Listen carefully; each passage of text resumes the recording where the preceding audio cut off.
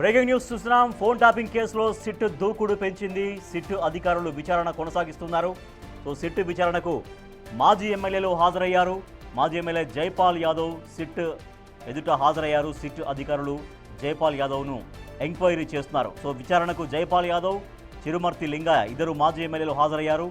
కల్వకుర్తి మాజీ ఎమ్మెల్యే జైపాల్ యాదవ్, నకరికల్ మాజీ ఎమ్మెల్యే చిరుమర్తి లింగయ్య ఇద్దరు ఫోన్ ట్యాపింగ్ కేసులో సిట్ అధికారుల విచారణకు హాజరయ్యారు. తెలంగాణలో సంచలనం సృష్టించిన ఫోన్ ట్యాపింగ్ కేసులో సిట్ అధికారులు తమ విచారణను మరింత వేగవంతం చేశారు. ఈ కేసులో రాజకీయ నేతల పాత్రపై దృష్టి సారించిన అధికారులు మాజీ ఎమ్మెల్యేలకు నోటీసులు జారీ చేశారు. అందులో భాగంగా ఇవాళ విచారణకు ఇద్దరు మాజీ ఎమ్మెల్యేలు హాజరయ్యారు. మాజీ ఎమ్మెల్యేలు జైపాల్ యాదవ్, చిరుమర్తి లింగయ్యలు సిట్ అధికారుల ఎదుట విచారణకు హాజరయ్యారు.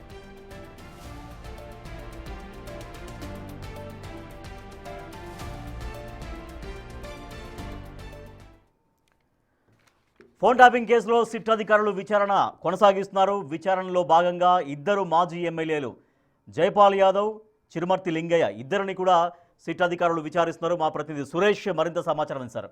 సురేష్, ఈ మాజీ ఎమ్మెల్యేల దగ్గర నుంచి ఎటువంటి సమాచారం సేకరిస్తున్నట్టుగా తెలుస్తుంది సిట్ అధికారులు సమాచారాన్ని? ఫోన్ ట్యాపింగ్ లిస్టులో మాజీ ఎమ్మెల్యేలు అయినటువంటి చిరుమూర్తి లింగయ్యతో పాటు జైపాల్ యాదవ్కి సంబంధించిన నెంబర్లు కూడా ఉన్నాయి. వీరు బాధితులుగా స్టేట్మెంట్ రికార్డ్ చేస్తున్నారు, లేదంటే వీరి అవసరాల కోసం ఎవరు ఫోన్లో అయినా ట్యాపింగ్ చేశారనే దానికి సంబంధించి కూడా లోపల విచారణ జరుగుతుంది. ప్రస్తుతం జూబ్లీహిల్స్ పోలీస్ స్టేషన్లోనే ఇద్దరు మాజీ ఎమ్మెల్యేలు ఉన్నారు. వీరికి సంబంధించిన స్టేట్మెంట్ కూడా కీలకంగా ఉండబోతుంది. ఎందుకంటే గతంలో కూడా అనేక మంది రాజకీయ నాయకులకు సంబంధించిన స్టేట్మెంట్ రికార్డ్ చేయడం జరిగింది.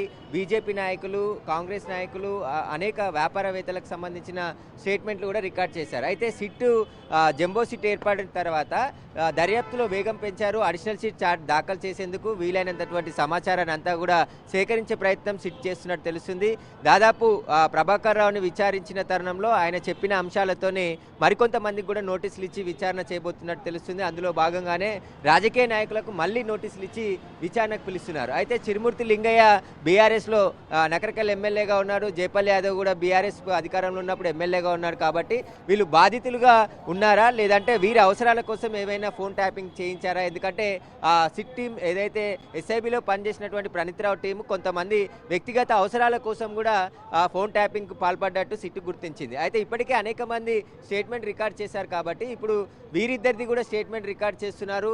దాదాపు గంట సేపటి నుంచి కూడా చిరుమూర్తి లింగయ్య, జైపాల్ యాదవ్కి సంబంధించిన స్టేట్మెంట్ అంతా కూడా రికార్డ్ చేస్తున్నారు. అయితే ఇదైతే గతంలో అరెస్ట్ అయినటువంటి నిందితులు ఎవరైతే ఉన్నారో పోలీసు అధికారులు వారికి సంబంధించి కూడా తరచూ కలవడం, వారితో మాట్లాడడం కూడా వీరిద్దరు కూడా చేసినట్టు గుర్తించారు. కాబట్టి వీటన్నిటికి సంబంధించి కూడా దర్యాప్తు అయితే కొనసాగుతుంది. అయితే ఫోన్ ట్యాపింగ్ కేసులో చాలా కీలక పరిణామాలే ఈ వారం రోజుల్లో జరిగే అవకాశం కనబడుతుంది. అందులో భాగంగానే సిట్టు దర్యాప్తులో వేగం పెంచింది. ఇప్పటి వరకు సేకరించిన ఆధారాలన్నింటిని కూడా కోర్టుకు సబ్మిట్ చేయడం జరిగింది. అయితే ఇప్పుడు ఛార్జ్షీట్, అడిషనల్ ఛార్జ్షీట్ దాఖలు చేయబోతున్నారు. కాబట్టి అందులో కోర్టుకి ఎలాంటి అంశాలు తెలుపుతారు, ఇప్పటికే ఇంకా ఎవరికైనా విచారించాలంటే వారికి నోటీసులు ఇచ్చి విచారణకు పిలిచేందుకు కోర్టు అనుమతి తీసుకుంటారా, లేకుంటే ఏం జరగబోతుంది అనేది కూడా ఉత్కంఠగా మారింది. అయితే గత కొద్ది రోజుల నుంచి కూడా ప్రభాకర్ రావు వచ్చిన కీలకమైనటువంటి స్టేట్మెంట్లో కూడా చాలా అంశాలు కూడా సిట్ గుర్తించినట్టు తెలుస్తుంది. అందులో భాగంగానే ఇప్పుడు రాజకీయ నాయకులందరికీ కూడా నోటీసులు ఇస్తున్నట్టు తెలుస్తుంది. కాబట్టి ఈ వారం రోజుల్లో మరికొంతమందికి కూడా నోటీసులు ఇచ్చి విచారణకు పిలిచే అవకాశాలు కనబడుతున్నాయి. ఇక ఇప్పటి వరకు సేకరించినటువంటి ఆధారాలన్నింటిని కూడా కోర్టుకు సబ్మిట్ చేశారు. ఇక 16వ తేదీన సుప్రీంకోర్టులో ప్రభాకర్ రావుకు సంబంధించిన బెయిల్ పిటిషన్పై విచారణ జరగబోతుంది. కాబట్టి ప్రభాకర్ రావు కన్ఫెషన్ స్టేట్మెంట్ అంతా కూడా సుప్రీంకోర్టుకు ఇప్పటికే సబ్మిట్ చేశారు. ఆ రోజు ప్రభుత్వం తరఫున కూడా వాదనలు వినిపించేందుకు సీనియర్ న్యాయవాదులు కూడా సిద్ధమయ్యారు. అయితే ప్రభాకర్ రావు బెయిల్ని రద్దు చేయాలి, ఆయన విచారణకు పూర్తి స్థాయిలో సహకరించట్లేదు. కాబట్టి అతన్ని అరెస్ట్ చేసి రిమాండ్ చేసి కస్టడీకి తీసుకొని విచారిస్తేనే మరిన్ని విషయాలు కూడా బయటకు వచ్చాయి. సురేష్, అయితే ఇప్పుడు ఇద్దరు మాజీ ఎమ్మెల్యేల దగ్గర నుంచి సమాచారాన్ని సేకరిస్తున్నారంటే మీరు చెప్తున్నట్టుగా వీళ్ళు బాధితులుగా ఉన్నారా, లేదంటే వీళ్ళు కూడా ఏమన్నా పాత్రదారులుగా ఉన్నారా అనే దానిపైన సిట్ అధికారులకు ప్రాథమికంగా ఎటువంటి సమాచారం ఉంది? వీళ్ళు ఎంక్వైరీ ముగిసిన తర్వాత వీళ్ళు మీడియా ముందు ఏమైనా మాట్లాడే అవకాశం కూడా ఉన్నట్టుగా తెలుస్తోందా? ఖచ్చితంగా మాట్లాడే అవకాశం ఉంటుంది. అయితే వీరు ఏదైతే ఎస్ఐబి టీంలో స్పెషల్ ఆపరేషన్ టీం ప్రణీత్రావు ఆధ్వర్యంలో ఏర్పాటు చేసినటువంటి ఆ టీంలో కొంతమంది అధికారులు ఆ ఎమ్మెల్యేలు వారికి సంబంధించిన సంబంధాలతోని క్లోజ్గా మూవ్ అవుతూ తరచూ ఫోన్లు మాట్లాడారు. నవీన్ రావు ఎమ్మెల్సీ నవీన్ రావు కూడా అదే ప్రభాకర్ రావుతో తరచూ ఫోన్లో మాట్లాడడం, ఆయన కలవడం ఇదంతా చేసింది కాబట్టి వాటికి సంబంధించిన వివరాలన్నీ కూడా అడిగి తెలుసుకున్నారు.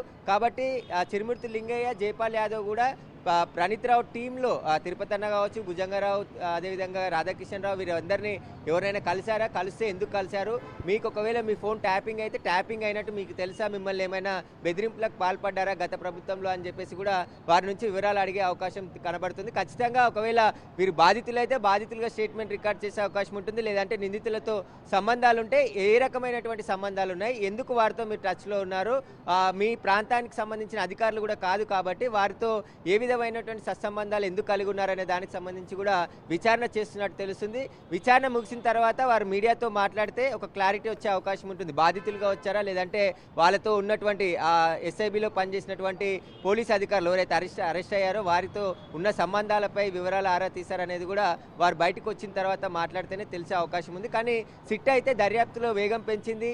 ఖచ్చితంగా ఈ వారంలో మరికొంతమంది కూడా నోటీసులు ఇచ్చి విచారణకు పిలిచే అవకాశం కనబడుతుంది. వరుసగా ఈ కేసులతో సంబంధం ఉన్న ప్రతి ఒక్కరిని కూడా విచారించి వారి నుంచి సమాచారాన్ని సేకరిస్తున్నారు. కాబట్టి ఇప్పుడు ఇంకా ఈ కేసులో అరెస్టులు ఉంటాయా నెక్స్ట్, లేదంటే రాజకీయ నాయకుల పాత్రపై లోతుగా దర్యాప్తు చేసిన తర్వాతే చర్యలు తీసుకుంటారా, లేదంటే సుప్రీంకోర్టు గైడ్ లైన్స్ ప్రకారం ముందుకు వెళ్తారా అనేది కూడా 16వ తారీఖు తెలిసే అవకాశం ఉంటుంది. కాబట్టి ఇప్పటి వరకు ఉన్నటువంటి ఆధారాలన్నిటిని కూడా కోర్టుకు సబ్మిట్ చేసే అవకాశం కనబడుతుంది. ఇక ప్రభాకర్ రావుని విచారించిన సందర్భంలో అనేక సమాచారాన్ని రాబట్టే ఆ కన్ఫెషన్ స్టేట్మెంట్ కూడా సుప్రీంకోర్టుకు సబ్మిట్ చేయబోతున్నారు. కాబట్టి పూర్తి వివరాలు అయితే ఫోన్ ట్యాపింగ్ కేసులో సేకరించే ప్రయత్నం సిట్ చేస్తుంది. కేసును వీలైనంత త్వరగా ముగించాలని చెప్పేసి కూడా ప్రభుత్వం కూడా భావిస్తుంది. కాబట్టి దానికి అనుగుణంగా సిట్ కూడా దర్యాప్తులో వేగం పెంచింది.